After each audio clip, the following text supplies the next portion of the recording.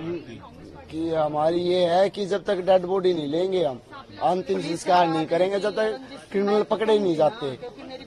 एक बात बताइए, कितना हाई अलर्ट होता है प्रशासन, और अब तो इलेक्शन है हरियाणा में तो और अब तक पकड़े नहीं जा रहे।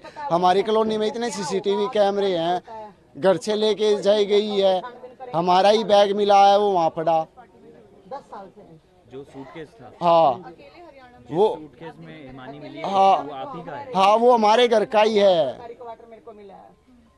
पहले मेरी मम्मी रहती थी, मेरी मम्मी आप ही के घर से गया? हाँ गायब है, इसलिए मतलब वो अब अकेले कभी मैं आ जाती थी, कभी वो दिल्ली हमारे पास। किसी पे अब क्या बताए, शक्का तो कोई भी वो नहीं है। कांग्रेस पार्टी में वो हो सकता है, कोई हो सकता है तो, या कोई चिढ़ता बिड़ता के इतनी जल्दी इतनी ऊंचाई पे कैसे पहुंची है। क्योंकि कुछ राहुल गांधी के उस प्रोग्राम में तो मैं भी था, उनके साथ भारत जोड़ो यात्रा में कुछ दिन रहा था मैं, फिर मैं वापिस आ गया था मैं।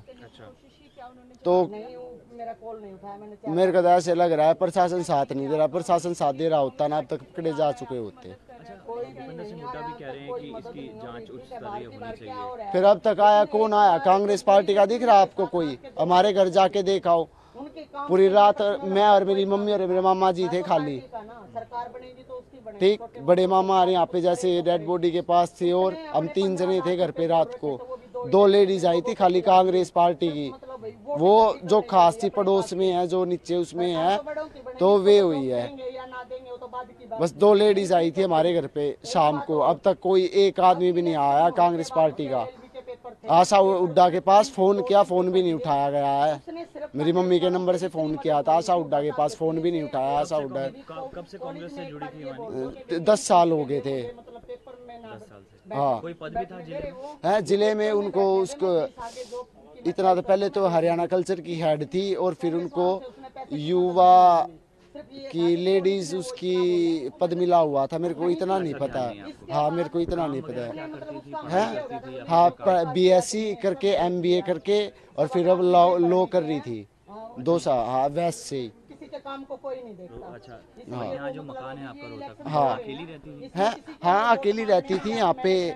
जैसे दूसरी विजयनगर में हमारा है, शिवाजी कॉलोनी में नाना जी नाना मामा रहते हैं। कभी कभी मम्मी यहाँ पे आ जाती, वो वहाँ पे चली जाती जैसे 10-15 दिन में, क्योंकि उसका कॉलेज होता था यहाँ पे, पार्टी ऑफिस में भी आना जाना होता था इसलिए।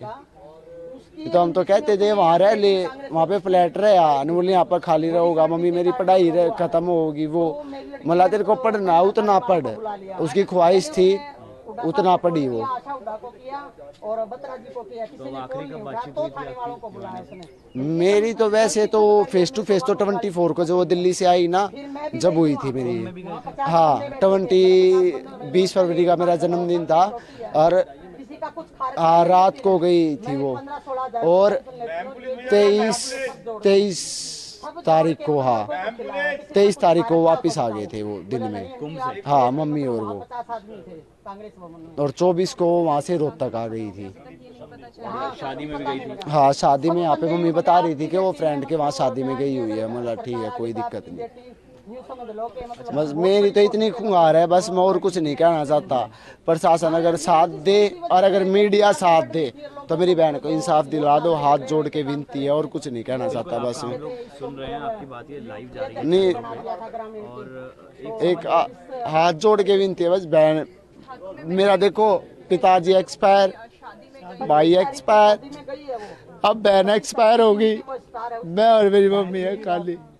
हाथ जोड़ के विनती, बस और कुछ नहीं कहूँगा। पिताजी को क्या हुआ था? पिताजी भी बस एक्सपायर हो गए, भाई मेरा बहन, बस हाथ जोड़ के विनती है, और कुछ नहीं कहता मैं।